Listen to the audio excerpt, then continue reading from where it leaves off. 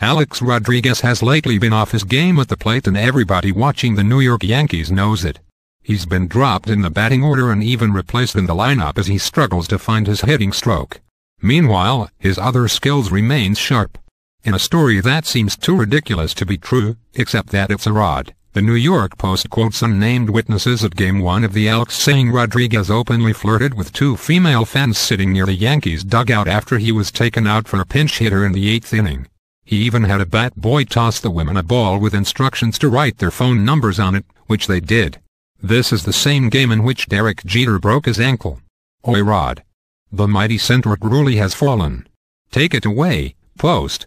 Alex was holding a pen and wrote a note on a ball which was thrown at the women by a ball boy, the witness explained.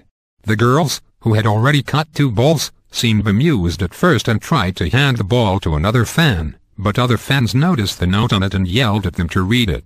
The note asked them to write their phone numbers on the ball and throw it back, the witness said. One of the girls, with darker blonde hair, wrote ...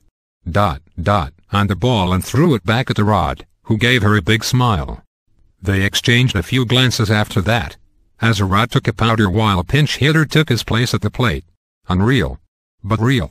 Once Jeter became injured, the Post continues, the flirting stopped. Even a Rod has his limits. The timing of the flirting is somewhat important. The Post seems to say that it began before the Yankees' incredible rally in the 9th, before Raul Ibanez hit his most recent tying home run. If that's accurate, it's especially lousy on Rodriguez's part to be engaging in that kind of activity as the team is trailing. It might be colorful and amusing behavior during the season, but with his team fighting for its playoff existence. Okay, let's not go overboard. There wasn't much Rodriguez could do to help once he was lifted from the game. But he had seemed to be handling his demotions well, being a team player, by accepting the decisions of manager Joe Girardi and rooting on his teammates, blah, blah, blah. In spite of his massive salary, Rodriguez had become something of a sympathetic character for his struggles, unless you just irrationally hate the Yankees, or him, and a lot of you do. This ought to change the dynamic. Perhaps an Rod apologist such as myself should excuse him for grieving over his personal batting plight by trying to compensate with fresh female companionship. No? If I'm Joe Girardi, poor Joe Girardi, I might expunge a Rod from the lineup once and for all over this. Not as punishment. It's just, this is to be the final straw for 2012, doesn't it? His head isn't in the game, it's in the stands with the cute fans.